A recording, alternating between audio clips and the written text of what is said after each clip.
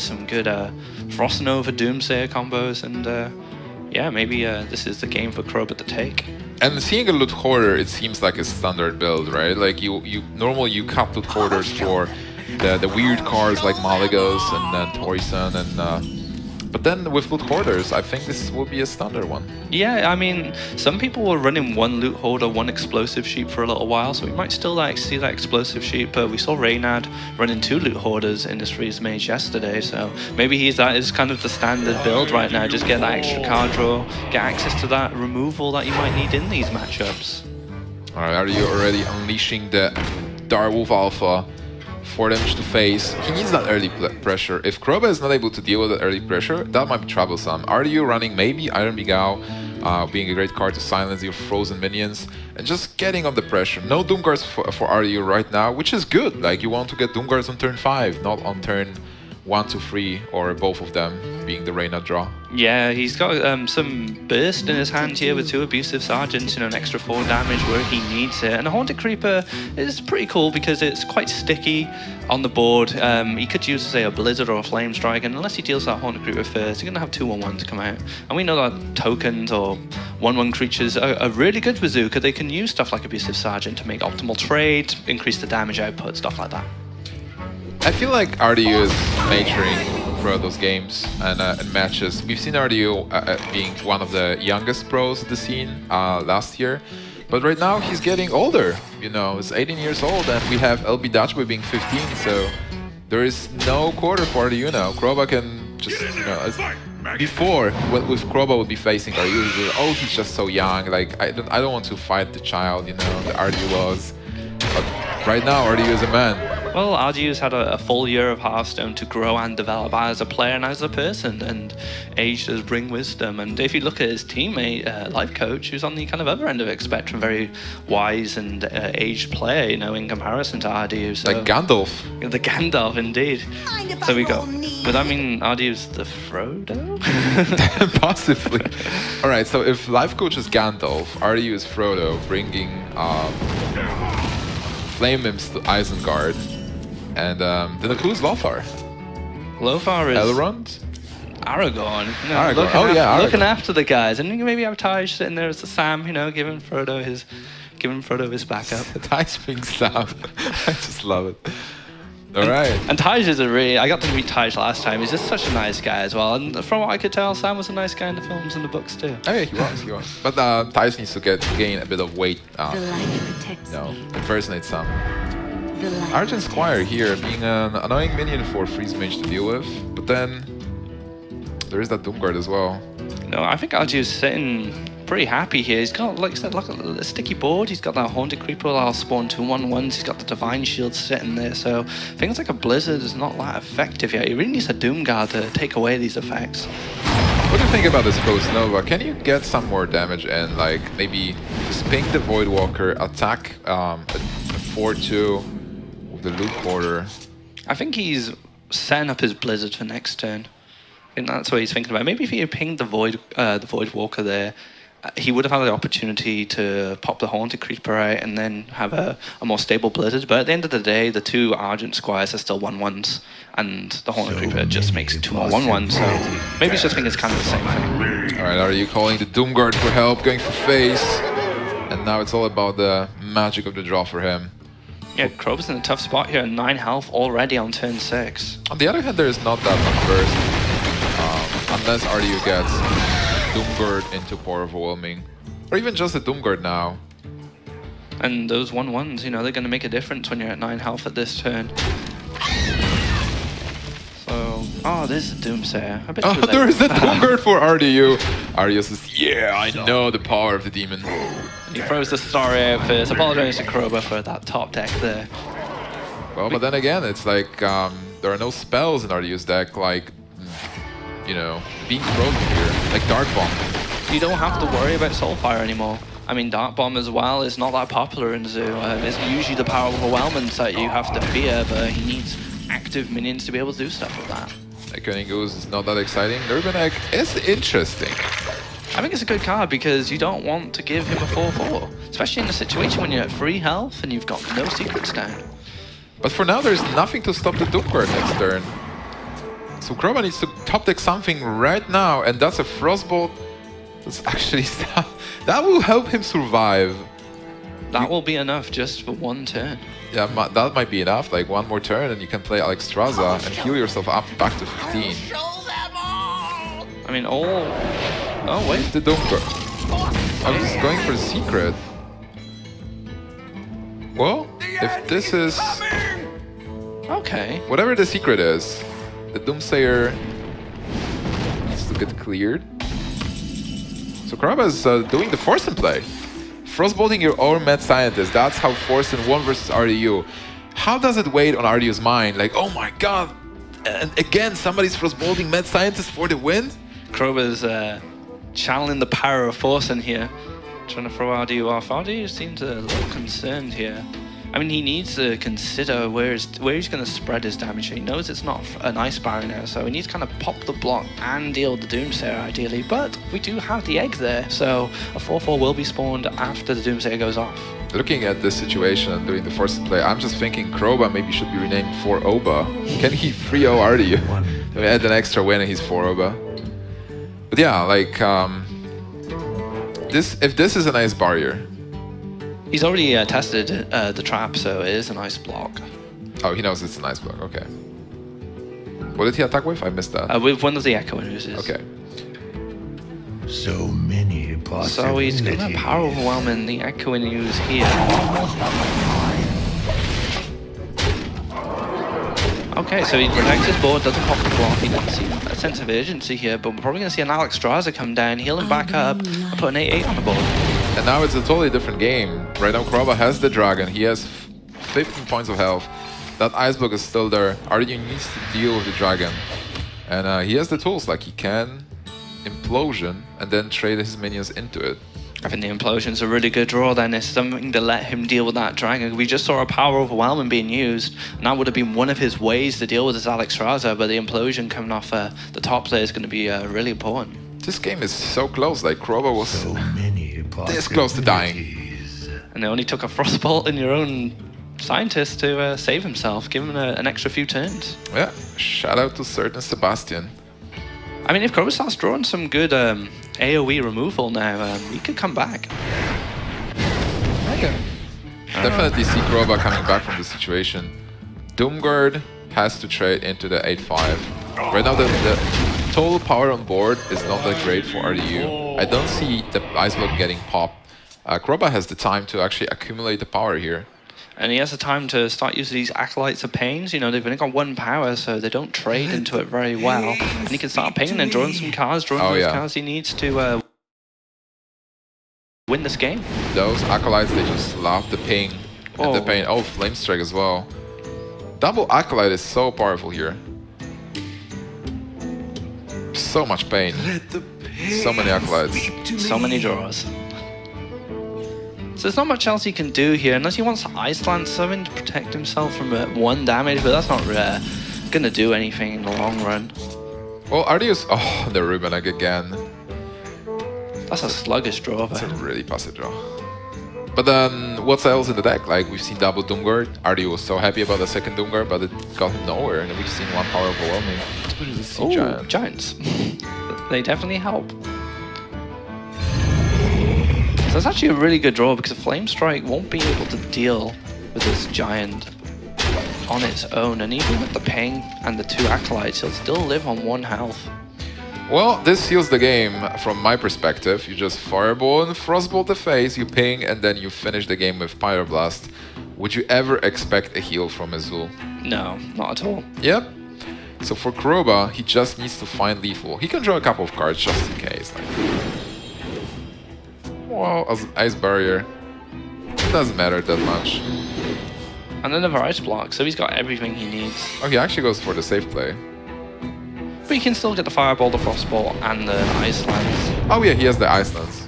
Oh, then it's perfect for him. Huh? Oh, okay. Well, it doesn't matter. I mean, it's still Pyroblast range, and you protect yourself. Like, there's no way he's going to get the Ice Block being popped, even though there is power overwhelming. That's still not enough power.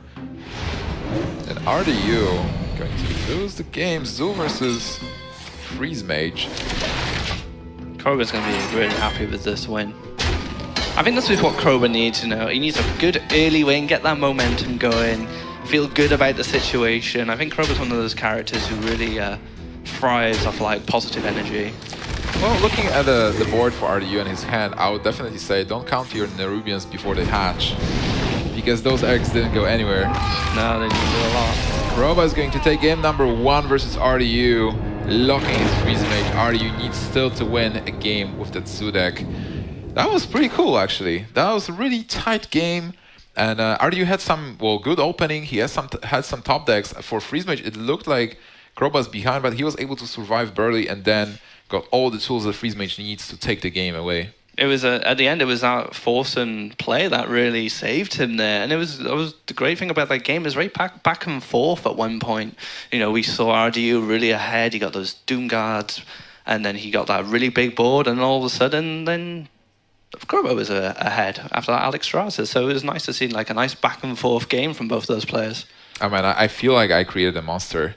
I told Kroba, hey, you don't want to win, and Kroba was like, well, let's take those heavy decks like Freeze Mages and stuff. And but I still want to see what bit he used in his Druid and the surprising Rogue. And we know that Kroba is actually a Rogue player. Like he played a lot of Mill.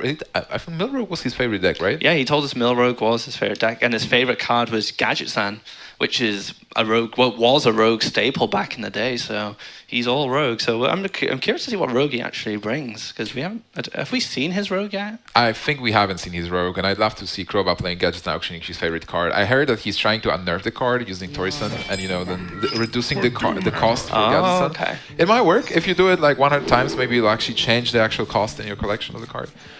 So it is actually going to just be an oil Rogue by the looks of it. Yep. Game number 2, Kroba versus RDU. Mech Mage versus Oil Rogue. No, Mech Mage? No, Mech Shaman. Oh, this is Mech Shaman, actually. Yeah, that was a crazy game from yesterday where RDU lost all his deck from a Fel Reaver after Faramir just kept playing card after card in the card, and he decked out like 19 cards or something ridiculous like that. That was an amazing game. Oh, a Spider Tank pickup. If there's... Well, Kroba can actually deal easily with the Mech Warper, but what do you play here? I like a Noyatron, and then you protect your Cogmaster.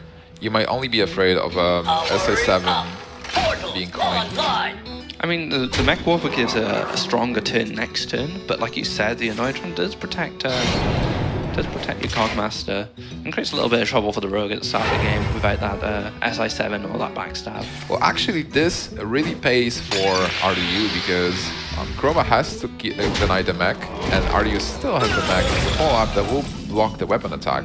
So this Cogmaster is going to continue doing damage. Oh, he's going for the Spider Tank. Yeah, that might be better, because you do use your mana, and then you will have a better turn 4 play with a Totem and Noyatron. And he does have a Lava Burst and a Fel Reaver in his hand, so he does have a very strong, aggressive start with his opening hand, and probably wants to utilize that with more power on the board and just trying to beat Kroba as fast as possible here. Well, Kroba has ways to deal with this board easily. The Sap takes that back, and he gets a backstab if he wants it. Or he could just use the weapon here. He's got options.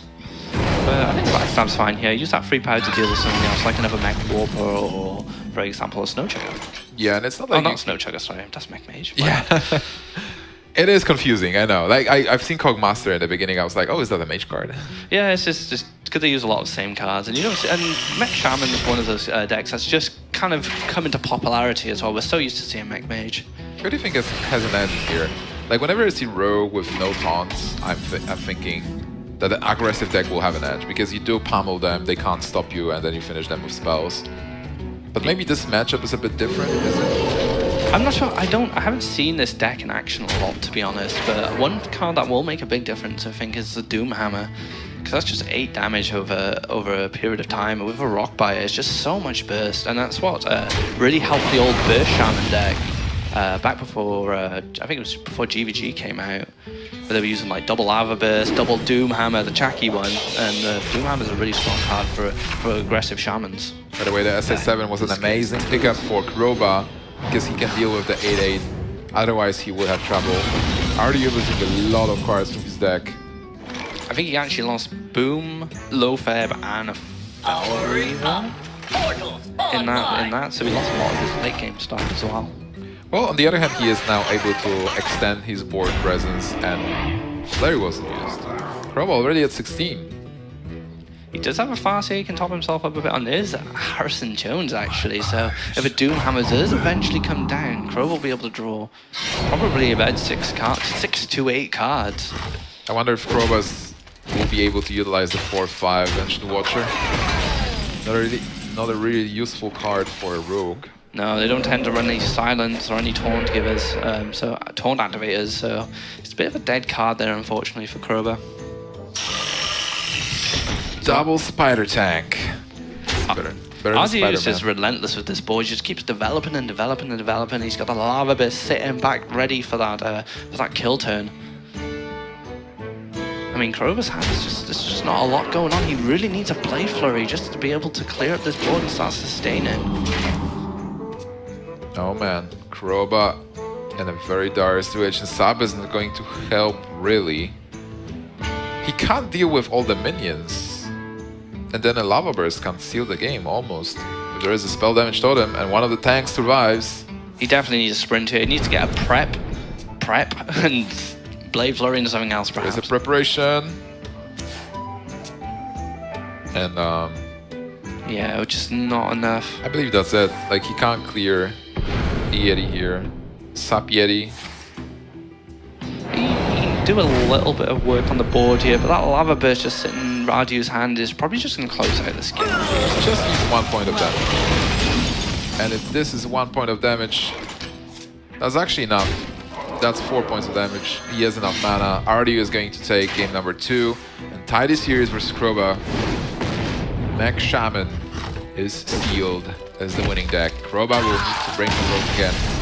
Are you surprised with the Rogue? I mean, Harrison Jones is not a staple card. It's not. It's kind of one of those tech options that some rogues take. Some put like a Harrison in with a Dr. Boom, for example. So maybe that rogue has a few more surprises in it. But Harrison Jones may not be a staple, but it's a card that rogues have utilized in the past. Oh yeah, definitely. But there is a couple of slots like in a Rogue, in the Oil Rogue, that you can change. Like some people play Deckhand, as we've seen from Firebat side. People play Pilot Shredders, or they cut Pilot to Shredders. There's Dr. Boom sometimes, like Powder is playing Dr. Boom, Orange was playing Dr. Boom. Tori-san is also a card, like people try it out and that they are seeing if it works or not. So rogues are different, but this rogue seems standard, as you said, but with the Harrison Jones, what is left for RDU? Does Harrison Jones help? Because now Doomhammer deck is out of the way. Well, you can use it against Hunter, but the problem with Harrison Jones is it's a bit slow. That's the problem. It's a 5-mana weapon removal, and Hunter may have done so much damage by that point that it doesn't really matter if the weapon loses. But the thing with Face Hunter these days, they are running a lot of weapons. They're running 2 Glaive Zuka, 2 Eaglehorn Bow, so it has a lot of targets. We'll just have to see if it does come to that matchup that Kroba can sustain long enough to utilize that Harrison Jones. Oh man, Face Hunter versus Druid. We don't know which kind of Druid it is, but I'm seeing already a couple of good cards versus the Face Hunter. Juggler play from RDU is bold, is a good play. You want to have something good on board, especially when you pull up. But then there was this Wrath. Speaking of weapons, actually, look how many weapons he has in his hand. So clunky. This is not what we can see as a Face Hunter, but we did see yesterday that RDU had a really clunky hand with his Face Hunter, drawing 2 of his traps in his opening turn, and he managed to win. He managed to get enough damage to win. It was incredible. Maybe it's a Weapons Hunter. Weapons Hunter, eh? Not only warriors are utilizing those weapons there, but looking at this hand from Kroba, it's looking really good. He's got lots of taunts. He's got that Keeper of the Grove for some removal, some silence, and he has Ancient of Law for some heal as well, so it's looking really good for him. Yeah, this is the hand you need if you want to win as a Druid versus the Face Hunter. You want to stop their attacks early with taunts. You want to have that heal. You want to have that silence. It looks really bad for RDU right now, even though, looking at those weapons, you know, this is a lot of damage. Like, every weapon with 2 chargers, that's 12 damage from those Eaglehorn Bows. The problem is these weapons are probably going to be smashing through Sludge Belchers more than they're going to be hitting face, because he does have consecutive Sludge Belchers one after another if he wants to come this next turn, or he could even just throw a Druid of Claw down just out of range of that weapon he's currently got and the Worgen Infiltrator. He can always top deck RMB Gauss. That's true, yeah, but there's only so many IMB Cowls. I mean, if Kroba's running, if he picks up another taunt, say another Druid of the Claw, maybe an Ancient of War, we're still unsure of what type of tech cards he's got in here, because we are supposed to be surprised with some of his choices, so we'll have to see. Maybe Kroba wanted to surprise us with cookie cutter decks. It's like, you expect so much from me, I'm just going to bring a standard Druid list. And they did say he is a bit of a troll, so maybe this would be the ultimate troll, really. That's possible. We expecting all this interesting, exciting stuff in the end. Oh, I'll just troll these guys, I'll just bring everything standard. Yeah, Kroba trolling casters. Although Kroba does go for the 4-6 here, just out of range of RDU's damage on board, so he might have to play quite patient and wait till next turn to clear up this, or he might actually have to use the Arcane Golem.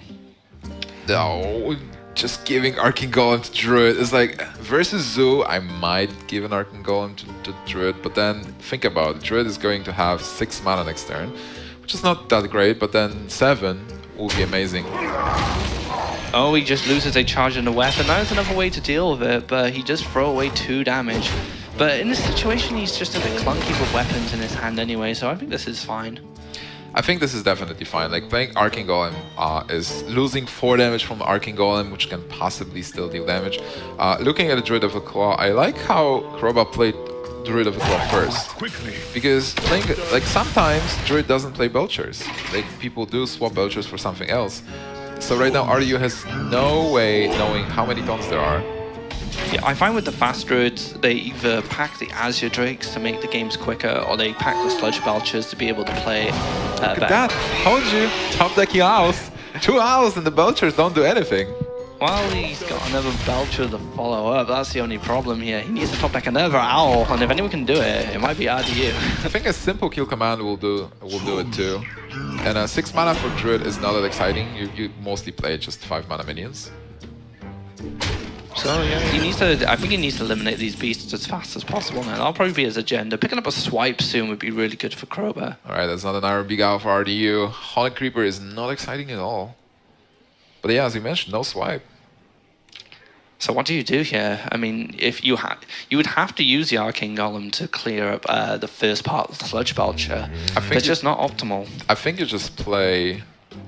You have 7 mana. Haunted Creeper, Hero Power, that's 4, you have 3 left. I would not play the Bow. I think the players are actually aware about the deck lists, so he know... Well, we don't know if there is Harrison the Druid. There was Harrison the Rogue, but we don't know about Harrison the Druid.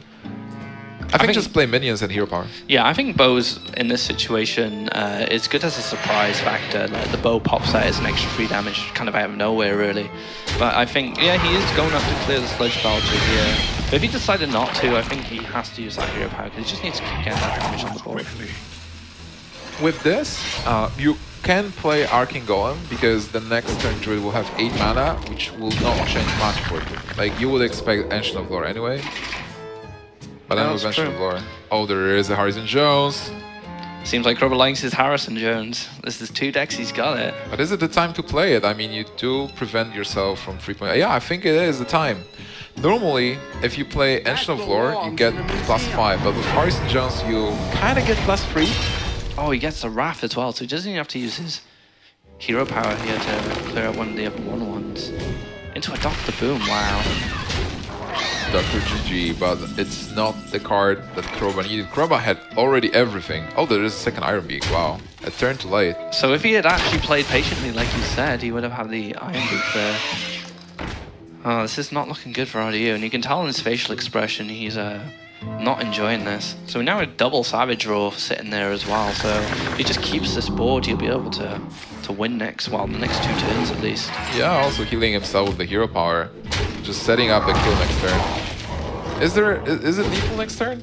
I believe it is, like 12 plus 10, 22, yeah, this is more than lethal for sure. Yeah, he's got the Keeper as well for an extra damage if he ever wanted that. That will be it. Kroba will be able to take game number 3 and extend his lead over RDU 2-1. Can he spot lethal here? Oh, and there it is! Oh, there's Dark Whispers! Is he going to troll RDU and play Dark Whispers? Or just win the game? Oh, he should play Dark Whispers for sure. They were talking about it in the player lounge earlier. Just see the smile on his face, he knows. On the back of the Dark Whispers, Kroba taking the game. I mean, speaking of Dark Whispers, without the owls, it's quite a tough card to deal with for decks like Face Hunter, but luckily they have those owls there.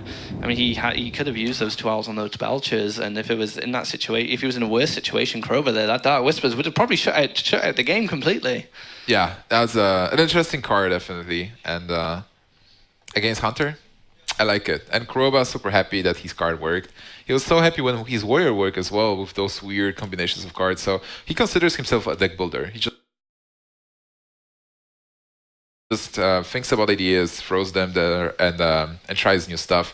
And he's here for fun, but he's also here for to win. So he fine-tuned his decks, and he's having a lot of fun right now. Yeah, it's always nice to see those players come into the competitive scene who are a bit interesting with their deck builds, and willing to try new things. Some pros quite like their cookie cutters, but Kroba, on the other hand, he likes to try new things. He likes to put these cards in we don't quite expect in competitive play, and stuff like Dark Whispers, Bouncing Blade, for example. And it really creates kind of interesting games and interesting dynamics on the board and in situations. So yeah, I do like Kroba for that. So Kroba is 1 win away from sealing the series, but his remaining deck is Rogue, and we've seen Rogue losing many times before. Rogue is one of those decks that if it doesn't draw well, it can just lose you the whole match. Like, people 3-0 Rogue. Rogue can never win a game. Can Kroba win versus the remaining decks for RDU? What are those decks? That's a Zoo deck, I believe? Yep, Zoo and Face Hunter. Zoo and Face Hunter. So Face Hunter has a good matchup against Rogue.